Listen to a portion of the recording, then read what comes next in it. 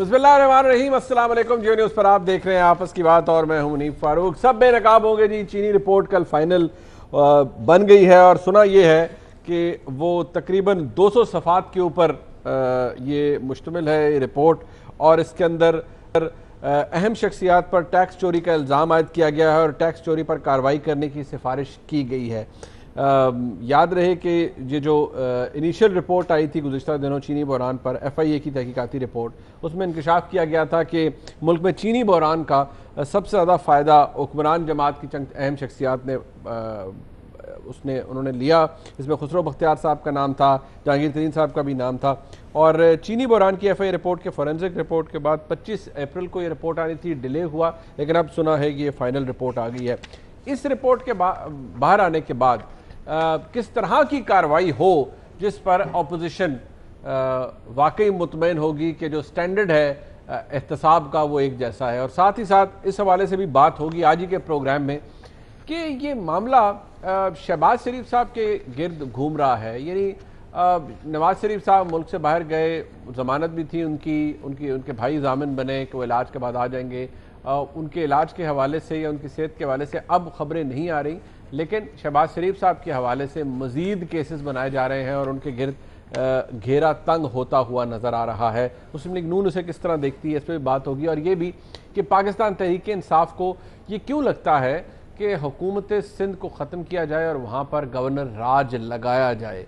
क्या वाकई तहरीक इंसाफ की जो उनकी अब तक कॉम्पिटेंस है इस हवाले से, गवर्नेंस के हवाले से, या उनकी जो भी परफॉर्मेंस रही है वो इतनी ज़बरदस्त है कि वो सिंध के अंदर भी ये तजर्बा करना चाहते हैं? ये वाकई को प्रपोजल भी है या एक महज सूबाई क़यादत जो है पाकिस्तान तहरीक इंसाफ की, ये उसकी ख्वाहिश है? आज के प्रोग्राम में इस पर बात होगी। मेरे साथ मौजूद है मियाँ जावेद लतीफ़ साहब पाकिस्तान मुस्लिम लीग नून से। मियाँ साहब बहुत शुक्रिया।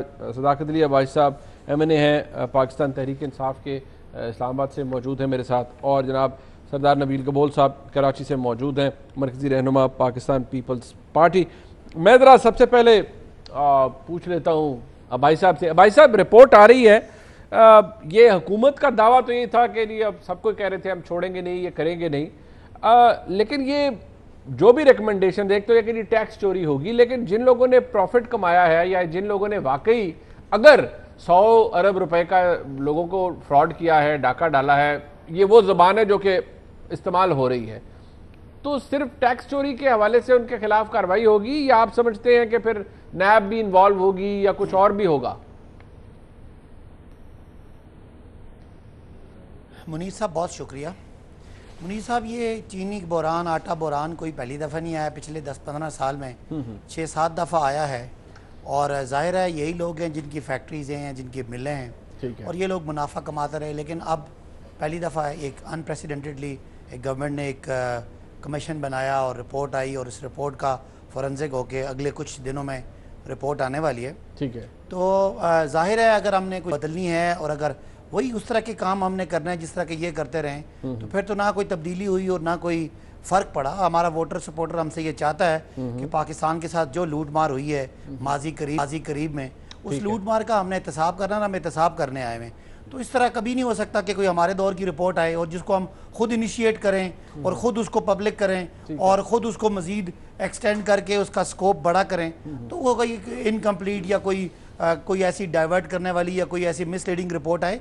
ये लोग ना इमरान खान से तवक्को करते हैं, ना इस वक्त जो हमने माहौल क्रिएट किया है, हमें ये अफोर्ड हम ये सियासी तौर पे अफोर्ड नहीं कर सकते कि हम ऐसा, जिस तरह का मुस्लिम लीग नून या पीपल्स पार्टी ने ये सारा कुछ लूट मार होते देखते रहे, इन्होंने कभी ऐसा कुछ नहीं किया। हम भी अगर वही करेंगे तो हमारा वोटर भी हमें नहीं माफ़ करेगा।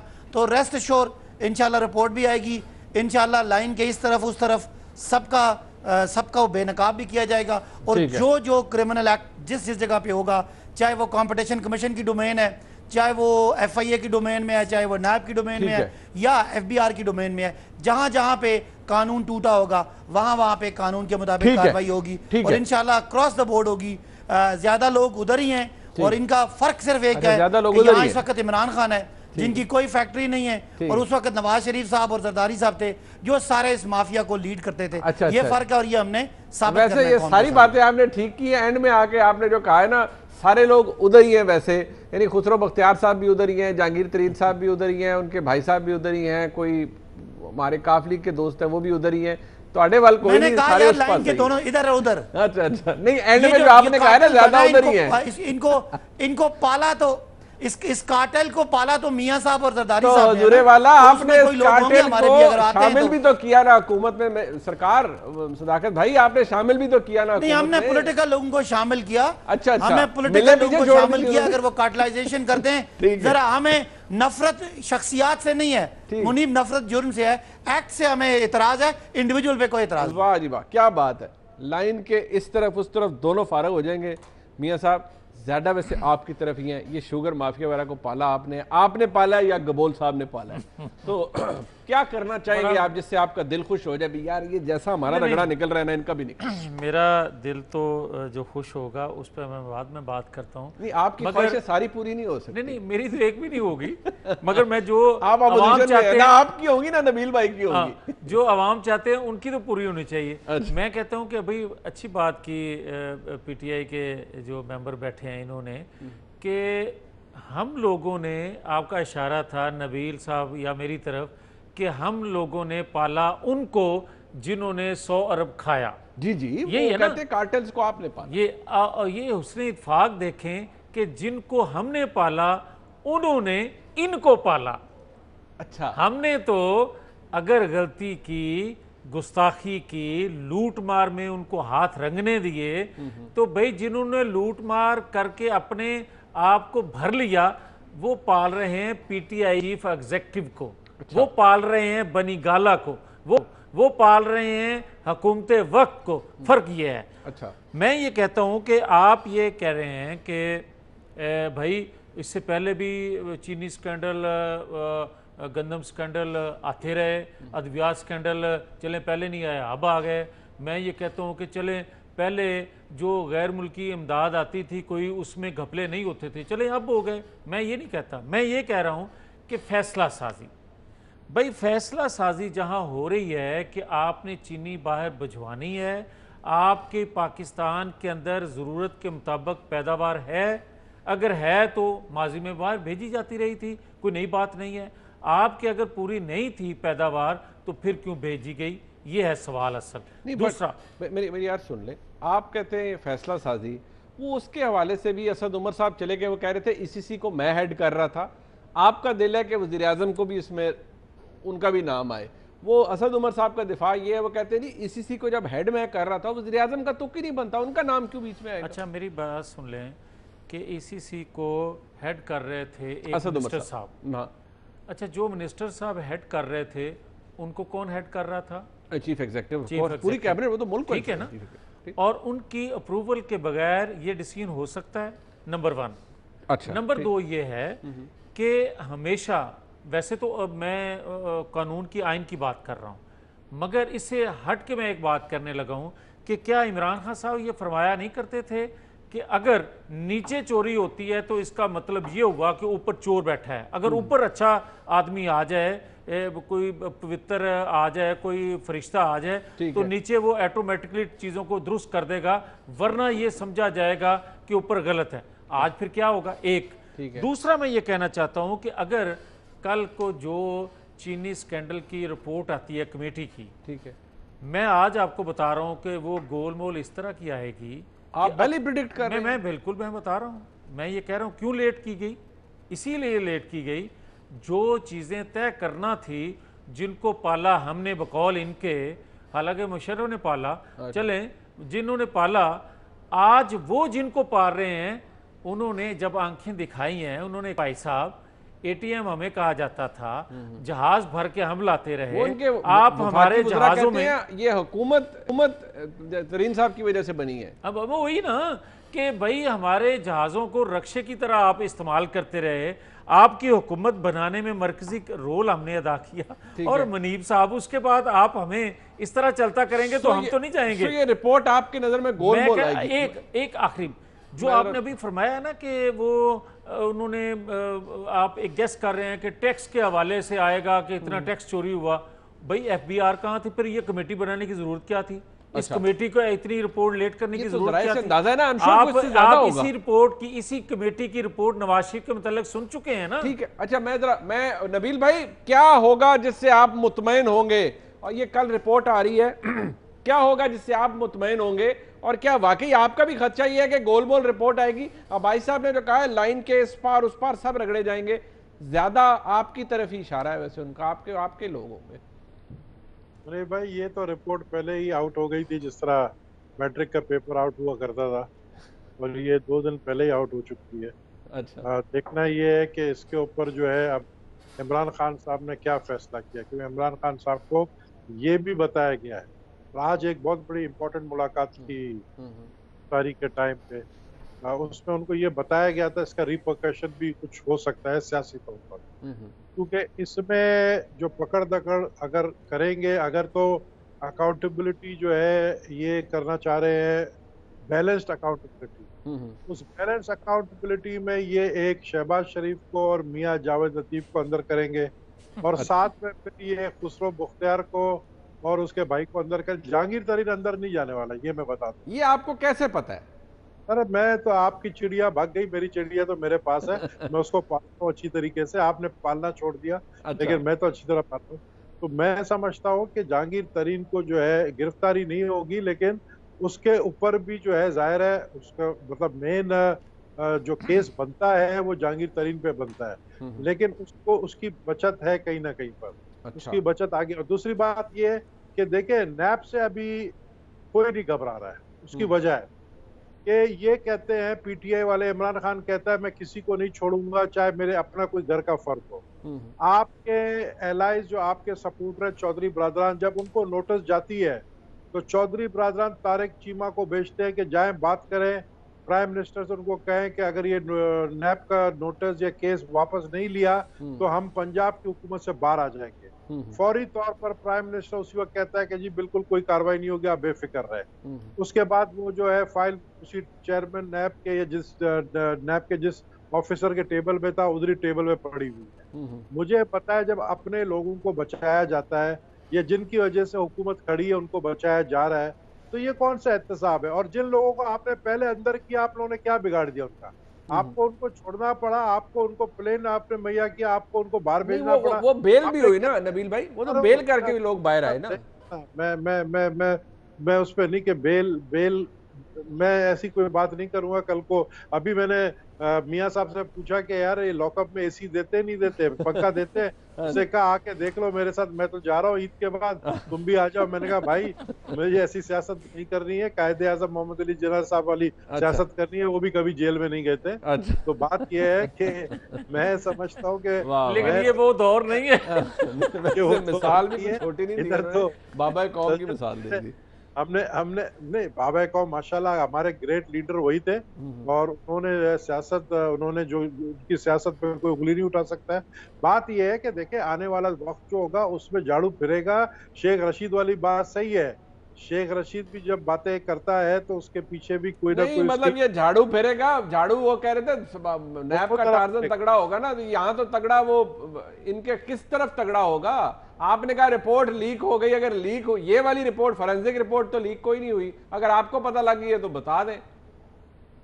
मैं सिर्फ ये जानता हूं कि पकड़ दकड़ होगी, उसमें पीटीआई के लोगों की और दूसरी जमातों के भी लोगों की पकड़ दकड़ होगी, लेकिन शहबाज शरीफ को टेम्पररी जो है इस वक्त खतरा है। शहबाज शरीफ ने अपने रास्ता जो है या अपने ताल्लुकात दुरुस्त कर लिए हैं।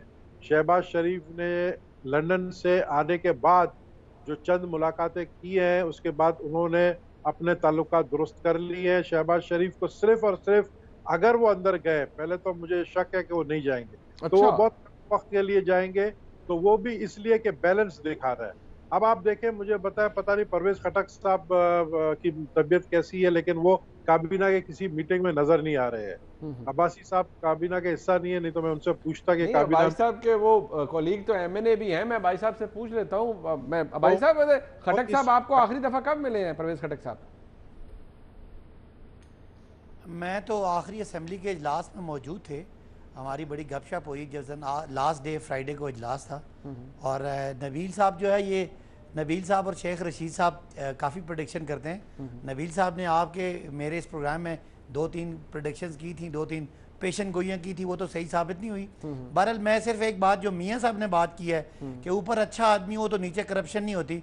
मियाँ साहब जुर्म तो होता है, लेकिन अगर ऊपर अच्छा आदमी होता है ना, तो ये जुर्म जो आज बेनकाब हो रहा है ये 15 साल पहले हो जाता, 5 साल पहले हो जाता, 2 साल पहले हो जाता। ये फ़र्क है जो आपने महसूस करना है। नीचे जुर्म होते हैं मुआशरों में, लेकिन अगर मुआशरे के रहनुमा उन मुजरमों के साथ शरीक होते हैं तो वो कभी जुर्म एक्सपोज नहीं होते, और अगर वो उनके मुखालिफ होते हैं तो वो ये इस तरह की रिपोर्टें आती हैं, कार्रवाइयाँ होती हैं, और आप और मैं बैठ के कमेंट करते हैं। मुनीब साहब भी बड़े अरसे से चिड़िया वाला प्रोग्राम कर रहे हैं, कभी इनको ऐसी कोई रिपोर्ट नज़र नहीं आई कि जिसमें ये बात करें कि जी फलां जगह पे कोई कार्टेल ने कुछ कार्टलाइजेशन की है। तो बहरहाल हमें खुश होना चाहिए कि पाकिस्तान सही रास्ते पे चल पड़ा है। चलें करप्ट हमारी तरफ भी होंगे, चलें आप कहते हैं तो ज़्यादा हो जाएंगे, लेकिन ये सामने आ जाएगा। और वो जो आप कह रहे हैं ना वक्त क्यों लग रहा है, मुनीब साहब आप कानून को समझते हैं, ज़ाहिर है कानून पे अगर आपने किसी को सज़ा दिलानी है तो वो एविडेंस उस तरह की तैयार करनी है जो कल अदालत में एडमिसिबल हो, जिसमें आप मैक्सिमम लोगों को उनको उन पे चार्ज फ्रेम कर सकें। तो ये मैं बहुत कानून तो नहीं समझता, लेकिन ऐसी वो FIA रिपोर्ट तैयार करेगा वो कमीशन ये जो कल जिसमें मुजरिमों को सजा भी हो सके। अब भाई साहब ये तासुर है ना कि जहांगीर तरीन साहब को कुछ नहीं होगा, या किसी ने, अब जैसे ये मियाँ साहब कह रहे हैं, बोल साहब का भी इशारा है कि वो भी आंखें दिखा रहे हैं, आपके वफाकी वज़रा कहते हैं देखिए जी ये तो हुकूमत ही जहांगीर तरीन साहब की वजह से वजूद में आई, उनकी कोशिशों और काविशों की वजह से, जो उनकी कंट्रीब्यूशंस थी, जितने फ्रीक्वेंटली वो आज़ाद उम्मीदवारों को PTI में ला रहे थे, और जिस तरह से हुकूमत स्टिचअप हो रही थी, ये तो ढकी छुपी बात नहीं है। तो क्या वाकई पार्टी के अंदर ये फीलिंग है कि जहांगीर तरीन साहब के साथ वो इंटरिम रिपोर्ट में ज्यादती हुई है, उनको बुरा पेंट किया गया है, और असल में उनका कोई किरदार नहीं है, कुछ भी नहीं होगा? मुनीब आपका ताल्लुक लीगल फ्रेटर्निटी से है, मेरा ख्याल है आपकी इतनी यादाश्त कमज़ोर नहीं होगी। ये वाजिद ज़िया उस वक्त के वज़ीर आज़म के ख़िलाफ़ रिपोर्टें देते हुए डरे नहीं थे। ये बड़ा दिलेर आदमी है और ये मेरे हलके से हैं और मेरे दूर पार के रिश्तेदार भी हैं। अच्छा। तो मैं इनको जानता हूँ। किसी शख्स जिनका भी आप नाम ले रहे हैं, ये आपकी अजम्पशन है। नवाज शरीफ जैसे ताकतवर वज़ीर आज़म, ताकतवर शख्सियत मुल्क में, जहाँ उनका हर जगह सिक्का चलता था और सिक्के के ज़ोर पर उन्होंने सारा सियासत भी की, अगर उनका सिक्का नहीं चला तो किसी और का भी नहीं चलेगा। मैं नहीं समझता कि जहांगीर तरीन साहब इतने ताकतवर हैं जितना नवाज शरीफ साहब थे, और अगर नवाज शरीफ साहब के वजीर आजम होते हुए रिपोर्ट दे सकते हैं तो हमें अच्छा रखना चाहिए गुमान। हमें उम्मीद है कि इंशाल्लाह रिपोर्ट ये इन सियासी मुज़मरात और सियासी कंसिडरेशन से बालातर होगी, लेकिन अगर हुई तो कौम के सामने आएगा। लेकिन मैं समझता हूँ कि पाकिस्तान बदल चुका है, पाकिस्तान के इदारे भी अब उनको समझ आ गई है, वो शख्सियात की बजाय असूल पे काम करेंगे तो पाकिस्तान इंशाल्लाह आगे जाएगा और मुस्बत पाकिस्तान हमें आगे नजर आ रहा है। बड़ी बहुत जबरदस्त बात हो गई। एक जरा ब्रेक शामिल करते रही, शहबाज शरीफ साहब के हवाले से बात हो जाए और फिर सिंध हुकूमत के खिलाफ पाकिस्तान तहरीक इंसाफ की सूबाई क़यादत कहती है कि वहाँ गवर्नर राज लग जाए। क्या ये ख्वाहिश वाकई है हुकूमत की है या बस किसी की ज़ाती ख्वाहिश है? इस पर बात होगी, ब्रेक के बाद हमारे साथ रहिए।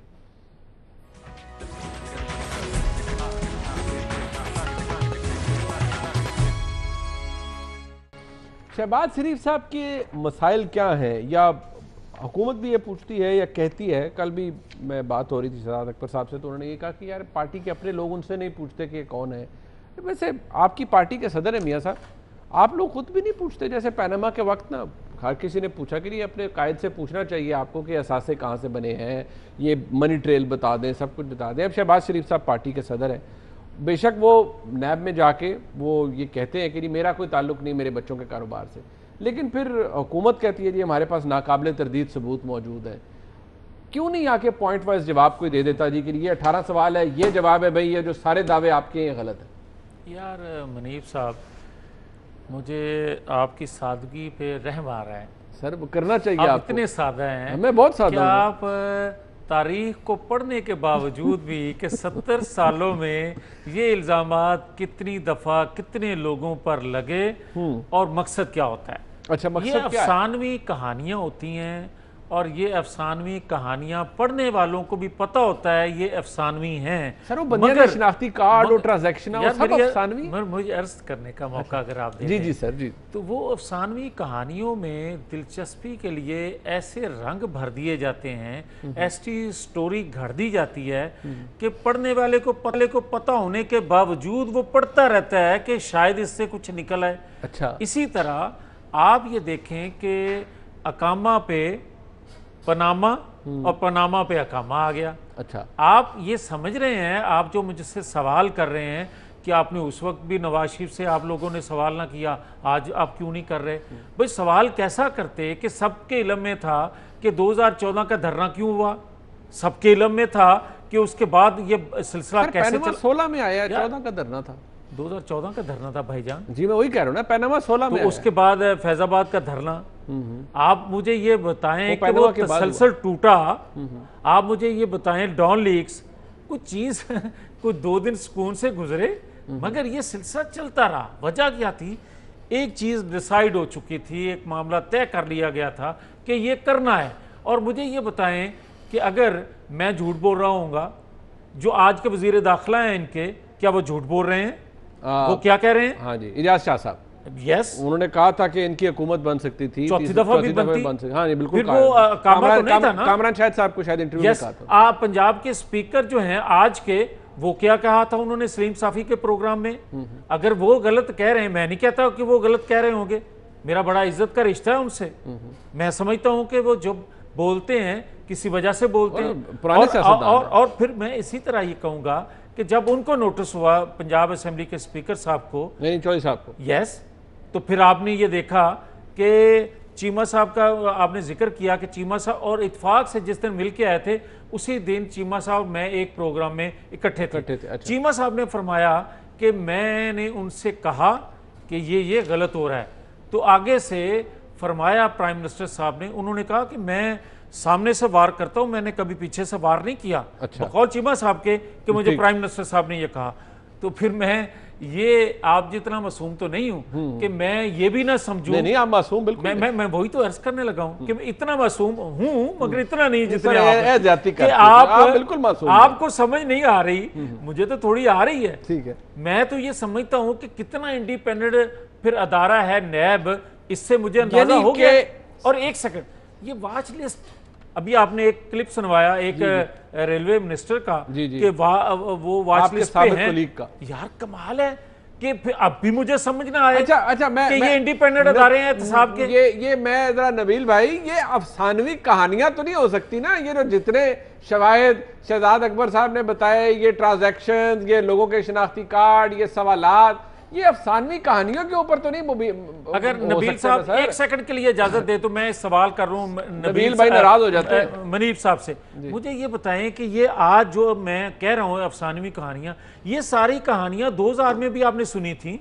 ये जाति उबरा की जमीनों के हवाले से जमीनें, अब शहबाज साहब से के हवाले से ये सारी चीजें उस वक्त भी शहबाज साहब के नैब ने परवेज मुशर्रफ के दौर में केसेस बंद नहीं किए नवाज शरीफ फैमिली के। अच्छा सर, वो नवाज शरीफ साहब के थे, शहबाज साहब से सवाल। बट क्या नबील भाई अफसानवी कहानियां तो नहीं हो सकती है? वाकई आपका भी यही ख्याल है कि सब बनाई गई है कहानियां, कुछ भी नहीं है असल में? नहीं, अफसाने कहानी बिल्कुल। आप मुझे ये बताएं, आप लोग सब भूल गए। एक तो आप लोग की मीडिया की भी याददाश्त जो है ना बहुत ही कमजोर है, बहुत जल्दी चीजें भूल जाते हो। अच्छा जी, कुछ महीने पहले यही बातें हो रही थी कि फालूदा वाले के अकाउंट से $1 मिलियन निकला, छोले वाले के अकाउंट से नहीं निकला था। वो किधर गए बताए ना, किधर गए अकाउंट? वो निकला था तो उनपे कार्रवाई कुछ हुई? वो लोगों को सामने पेश किया गया या उन लोगों को पकड़ा कि जी ये जरदारी साहब का या नवाज शरीफ का या फिलाने का के पैसे थे? और नबील भाई पूरा ओमनी ग्रुप अंदर हुआ है, ट्रायल चल रहे हैं, जरदारी साहब बेल पे हैं। आपको तो ये भी नहीं पता फालूदा वाले केस पे हुआ ही नहीं है। फालूदा वाला केस सिर्फ इन्होंने एक अफसानी कहानी इन्होंने ये फालूदा वाले किधर गए मुझे बताए ना। डॉक्टर आसिफ के अरबों रुपए कहाँ गए? मैनेजर और ये जो बैंक के थे और ये जो बैंक के जितने भी अमले थे, क्या उनकी गिरफ्तारियां हुई है? वो सबके सब 1-2 गिरफ्तारी में बाहर चले गए, उनको छोड़ दिया गया। यही तो मैं कहता हूं कि नैब ये तो बताए भाई कोरोना का फंड जो है जमा हो रहा है, नैब बताएं कि जितने लोग आपने गिरफ्तार किए थे उनसे आपने कितने पैसे निकाले, क्योंकि नैब का कानून है कि अगर आप, मुझे नहीं पता कितना परसेंट जो है वो वापस दे तो आपको छोड़ दिया जाता है। ठीक है। तो जो लोगों को छोड़ दिया गया वो पैसे आपने लिए, तो वो पैसे कहाँ गए? जिस तरह वो डैम के पैसों का पता नहीं चला वो कहाँ गए, इस तरह नैब के पास जो पैसे जमा है वो कहाँ चले गए। अच्छा, तो इसलिए ये अफसानी कहानी लगती है कि भाई कभी अगर ऐसी बात हो, शहजाद अकबर, तो यार शहजाद अकबर का शहबाज शरीफ का जाती झगड़ा है। सर वो कहते हैं नहीं है, मैंने पूछा है, वो कहते हैं मेरा कोई जाती झगड़ा नहीं है यार, वो कहते हैं मैं जानता ही नहीं। यार है बाबा, है इनका जाती झगड़ा है। आप बता देना, फिर मैं उनसे पूछ लूंगा दोबारा। आपने गोलमोल बात की थी, मैंने पूछा उनसे, वो कहते हैं ऐसा कुछ भी नहीं है भाई। अरे भाई, लंदन क्लियर करने कौन गया था? शहबाज शरीफ लंदन की भी कहानी है, लंदन में भी दोनों की मुलाकातें हुई हैं। अच्छा। लंदन की कहानी छोड़ दे आप। अच्छा, आप शहबाज शरीफ को थोड़ा दिन और दे दे। शहबाज शरीफ जो धमाके करने वाला है, जो राज खोलने वाला है ना, ये राज ऐसे ऐसे राजें खुलेंगी कि आप देख लेना, ये बहुत दिल में उनके राज है। अच्छा चले, मैं अभी इन्होंने डराने के लिए जरदारी साहब को भी और नैब वालों ने जो है, ये तो लगता है वो बातें हैं जो मियां जावेद लतीफ साहब को नहीं पता होगी, वो भी मासूम आदमी है, मेरे जितने मासूम नहीं है, वैसे वो बिल्कुल भी मासूम नहीं है। लेकिन मैं भाई साहब के पास आता हूँ। भाई साहब, वो आप लोग सर कुछ निकलवा नहीं सके किसी से अभी तक, ना फालूदे वाले से, मतलब उस केस से, ना शहबाज शरीफ साहब जैसे मामलात से, इसलिए ये शक करते हैं, कहते हैं अफसानवी कहानी है। भाई साहब, मुनीब साहब, आप और मैं भी काश उन अफसानवी कहानियों के हीरो होते कि हमारे अकाउंटों में बैंकिंग ट्रांजैक्शन में 17 अरब आए होते, तो मैं कितना बड़ा खुश नसीब होता। और बाद में पता चलता कि वो बाहर से आए हैं और जो बंदा भेजने वाला वो आपका गराई पिंड दादर खान का मंजूर पापड़ वाला हो, जिसको नैब वाले उठाएं, वो कहे मैं तो कभी लाहौर नहीं गया। मियाँ शहबाज शरीफ साहब के अकाउंट में बाहर से टीटी आए मंजूर पापड़ वाले से, और मुनीब साहब जियो न्यूज के शो में बैठ के आप और मैं उसका मजाक उड़ाएं, तो हम इस वक्त जो डेवलप वर्ल्ड है, ये उसके लिए जो बैंकिंग सिस्टम्स हैं, जो चेक्स का निज़ाम है, उस सारे को आप फिर ना माने। फिर अब वही बात है कि आप कहें कि मेरे असासे हैं और आमदनी से ज्यादा हैं, तो तुम्हें क्या, तुम्हें किसने इख्तियार दिया है? ये आप और मैं क्यों जुर्रत कर रहे हैं कि इन बादशाहों के बारे में सवाल कर रहे हैं? कभी मुझे तो किसी ने 5 रुपए भी मेरे अकाउंट में जमा नहीं कराए। वो कैश बॉय, वो जो आपके वो निसार गिल, वो जो गुड फॉर्च्यून कंपनी है, वो निसार गिल जो मुलाजिम है सीएम पंजाब के उस सेक्रेटेरिएट का, उसके अंडर कंपनियां खुलती हैं।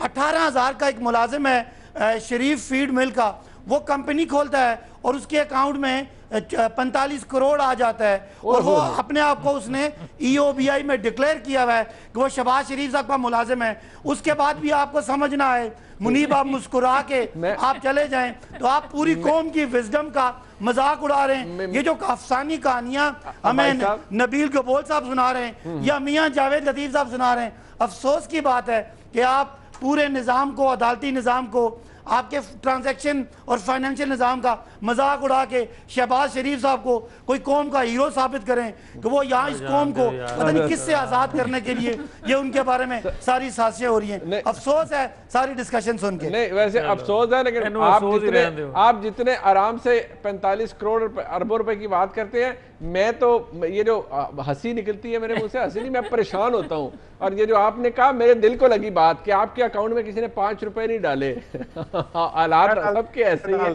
और जिन मैं डाल देता, अच्छा आप नहीं तो 5 रुपए क्यों आप ज्यादा डाले? मेरे से ले लें का मौका है अभी, 10 रुपए मैं भी दे देता हूँ, 10 रुपए मैं भी दे देता हूँ। मुनीब साहब, जी मुनीब साहब जरा सुने, हम सियासी लोग हैं और इसके 3-4 फोरम हैं, हमने इन पे इल्जाम लगाए, ये शहबाज शरीफ साहब आके उस चेक को डिनाई कर दें, इनके अकाउंट में जमा कराई हुई कैश को कहें कि ये झूठ है, कह दें कि निसार गिल इनका मुलाजिम नहीं है, कह दें कि मंजूर पापड़ वाले के इनके पैसे नहीं आए, फिर तो हम माने। ये कह रहे हैं ये अदालतों में ले जाएं, कल में अदालतों में ले जाएंगे हम, तो आप कहेंगे JIT ठीक नहीं है, उसके बाद आखिर में जब आपको सजा होगी तो आप कहेंगे मैं नहीं मानता, मुझे क्यों निकाला, ये जज बुगत से फैसला हो जाए। मुझे बताएं हम कहाँ जाएं? हम सियासी इल्जाम लगाएं, वो नहीं मानते, अदालती सजा हो वो नहीं मानते।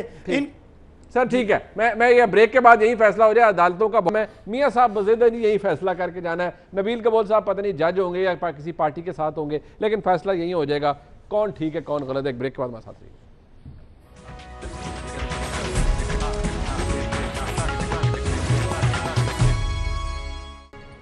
आपको क्या एतराज है मियां साहब, फैसला आपने यहाँ कैसे करना है, अदालतों में जाए फोरम ही लभदे रहते हो तुसी? नहीं, मैं इसलिए क्योंकि बात तो यही होती है, अदालतों में तो कुछ चीज़ लेकर नहीं ये जाते।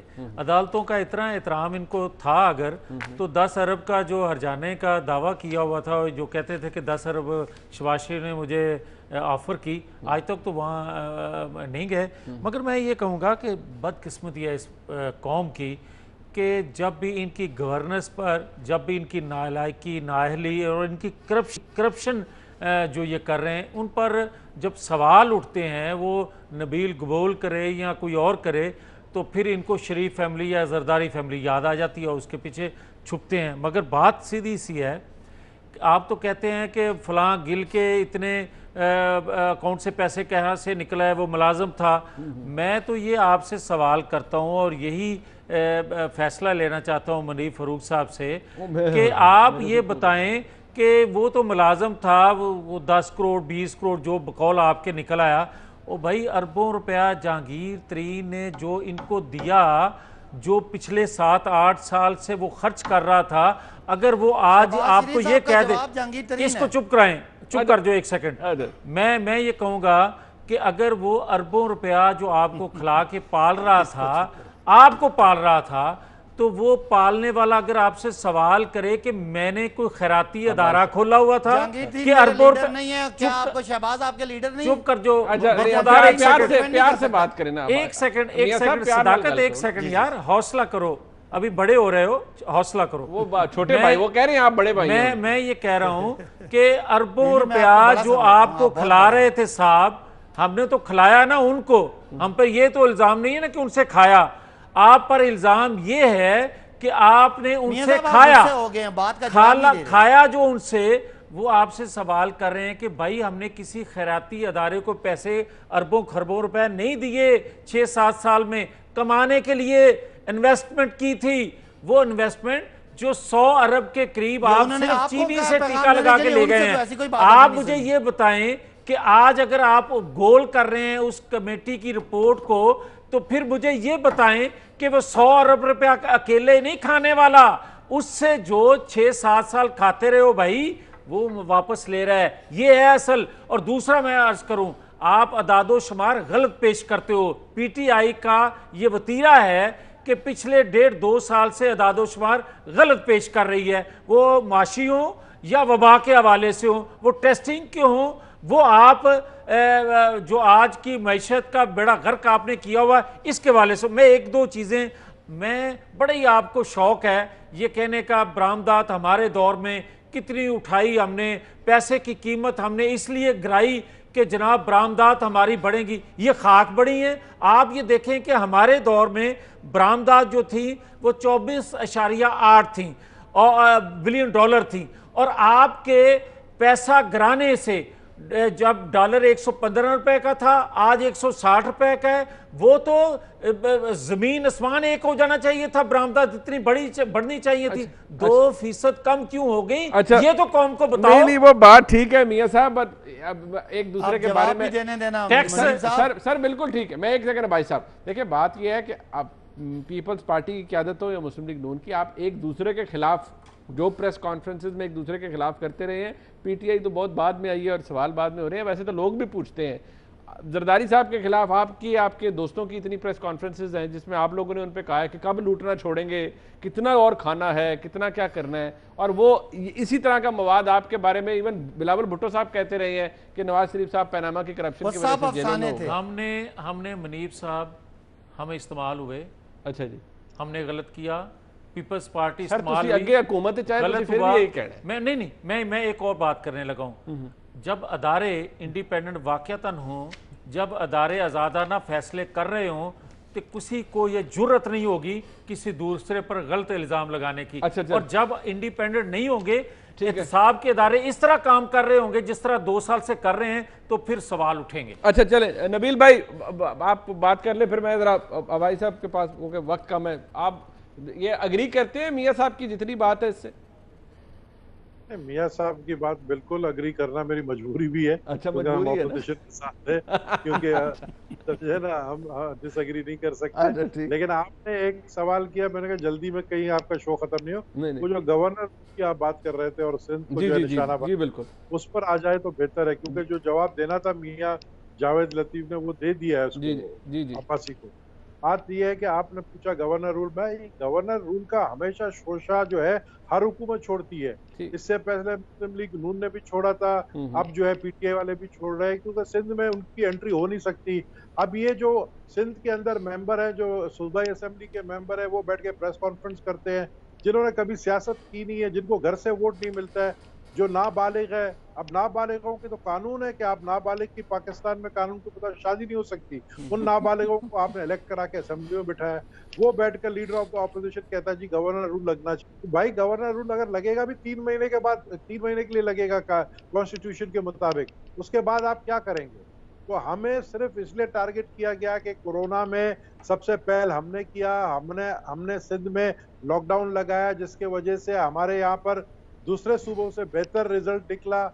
और यहाँ पर फिर क्या हुआ, दूसरे सूबों में आपने देखा सबसे ज्यादा अमवात जो है केपीके में हुए, वो भी क्योंकि लेट इन्होंने ऐलान किया लॉकडाउन का। अच्छा। अब जब लॉकडाउन खोल दिया है, हम कहते हैं कि जून तक 2 लाख स्कोर चला जाएगा, उसका जिम्मेदार कौन होगा? चूंकि सुप्रीम कोर्ट बीच में आ गए, इसलिए हम चुप हो गए। हम ठीक है, तो ऐसे हालात कोई नहीं है कि वहां गवर्नर राज लगे, ऐसे हालात कोई नहीं है ना ये कर सकते ना ये अफोर्ड कर सकते। बस ठीक हो गया। अब भाई साहब कंक्लूडिंग रिमार्क सर, ये ख्वाहिश आपकी है? वैसे सबसे पहले नबील गबोल साहब को मालूमात दे दूं कि पंजाब की आबादी सिंध से दुगने से ज्यादा है और केसेस इस वक्त सिंध में ज्यादा है। पता नहीं इनको कैसे लॉकडाउन का फायदा नजर आ रहा है। पंजाब में इस वक्त कोई तकरीबन 16,800 केसेस हैं और सिंध में 18,000 हैं, और टेस्ट भी पंजाब में ज्यादा है। नबील भाई पता नहीं आपको खुद ही ठीक लग रहा है और आप खुद ही हंसी जा रहे हैं। बहरहाल अल्लाह ताला बेहतरी करे, सबको इससे महफूज रखे। जहां तक बात है गवर्नर रूल की, तो कोई मरकज में ऐसी बात नहीं सोची, ना कोई फेडरल गवर्नमेंट ने बात की है। सिंध के लोग हैं, वो सिंध के सूबाई असेंबली के मेंबरान हैं, उनको लगता है कि सिंध डूब रहा है, उनको लगता है कि 550 अरब रुपया सिंध के में गया है सेहत के लिए और वहां सहूलतें नहीं है। कोरोना में आप रोकने में नाकाम हो गए, लॉकडाउन फेल हो गया है और सबसे तेजी से अगर कोरोना बढ़ रहा है तो वो सिंध में बढ़ रहा है। कराची में इंफ्रास्ट्रक्चर डूबा है, बाकी रूरल सिंध में कुत्ते काटने की दवाई नहीं है। मरीज जो है वो मरीजों का इलाज खत्म हो गया सर, आपको बच्चे खुराक के बगैर मर रहे हैं, तो इसीलिए लोग डिमांड कर रहे हैं मरकजी हुकूमत का कोई ऐसा प्लान नहीं है। बाकी जितना चीखा चलाएं मियाँ जावेद साहब। वक्त खत्म हो गया जी। मियाँ साहब, मियाँ जावेद लतीफ साहब, जनाब सदाकत अली भाई साहब और सरदार नबील गबोल साहब, आपका बहुत शुक्रिया। प्रोग्राम आपने देखा, अहम इश्यूज़ के ऊपर हमने कोशिश किया, राय आए सामने, फीडबैक जरूर देगा। देखने का बहुत शुक्रिया। खुदा हाफिज़।